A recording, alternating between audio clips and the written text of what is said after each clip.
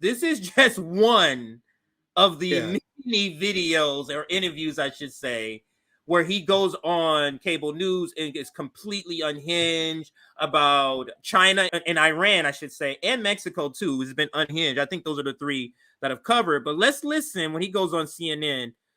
Try to play at least 2 minutes of it before we comment. Yeah, I'm good. The money financing terrorism comes from Iran. It's time for this terrorist state to pay a price for financing and supporting all this chaos. Yes, if you're the Iranians, if it were up to me, this war escalates, I'm coming after you. I think this is what I'm trying to clarify here, because I'm wondering if us in Israel, the United States and Israel. I will be crystal clear. The United. Let me just understand you, just to be clear. You're saying that you would want the United States and Israel to bomb Iran, even in the absence of direct evidence of their involvement in this attack. Yeah. So if there's an escalation, if there's people. He said, yeah. Dude, fam, remember the concept I told you guys on the show all the time, how the corporate media is actually more pro-war than politicians? Where they will grill Biden on sending more aid to Ukraine. Even people who support the policy, why aren't you sending more to Taiwan? Do you guys understand how absolutely batshit crazy you have to be to have the Raytheon-sponsored CNN to be like, hey, sir, what you are saying is crazy. You guys know how ridiculous that is? That CNN is saying this? Anyway, I'll let it play. Wait a minute.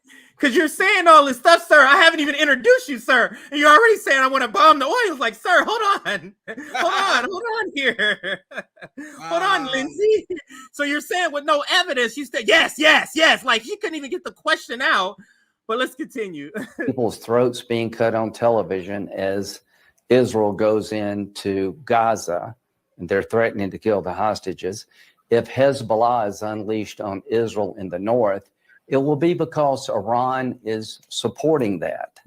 If you don't get the connection between Iran and this terrorist activity by Hamas and Hezbollah, you're missing a lot. This is a terrorist state that has American blood on its hands.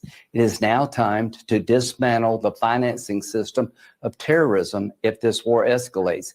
Yes, I would do a joint military operation. I tell the Iranians today, if the war escalates, you will pay a price. You will be out of the oil business.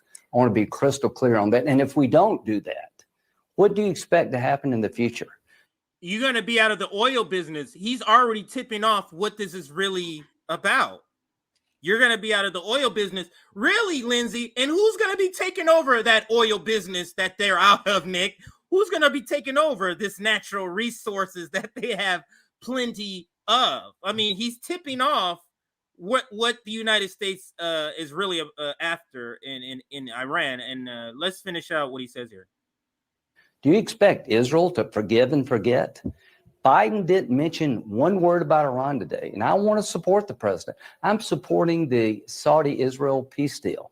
Israel made peace with several Arab countries through the Abraham Accords. I want to help the Palestinians we can do business with as part of a Saudi-Israel peace deal. But I'm tired of letting Iran, I think they did this to stop the Saudi-Arab peace negotiations, the Iranians. I don't want to reward them. I want to punish them. So, Senator, can I ask you now about what's happening here in the United States? Republicans on Capitol Hill, your colleagues, especially in the House, are debating whether or not to fund Israel and Ukraine. Some of them don't want to fund Ukraine at all and only want to fund Israel. But my question to you is, do you think the U.S. risks being stretched too thin with these two incredibly significant conflicts happening at the same time, requiring quite a lot of American resources?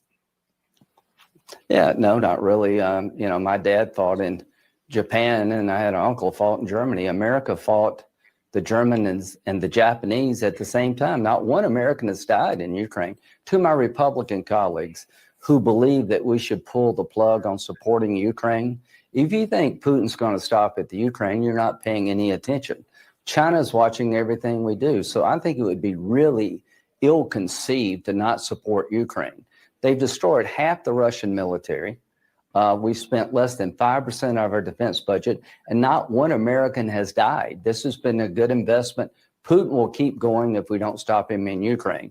As to Iran, if there's an escalation of this war against Israel, I'm blaming Iran. And it's now time to put them on notice. They will pay a heavy price. I think we can do all those things. I think if there was a war with Iran, we would win. Nick, the sign of a failing empire is going to war.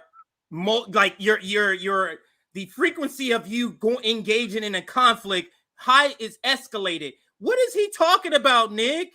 Nick, who did he name? He named Iran. He named Palestine, or is he's talking about Palestine? But he said Israel, and he named a couple of other countries, China and Russia. Like, we're supposed to go to war with all these people, and he said, "No, not really. We're not stretched thin." Really, Lindsey?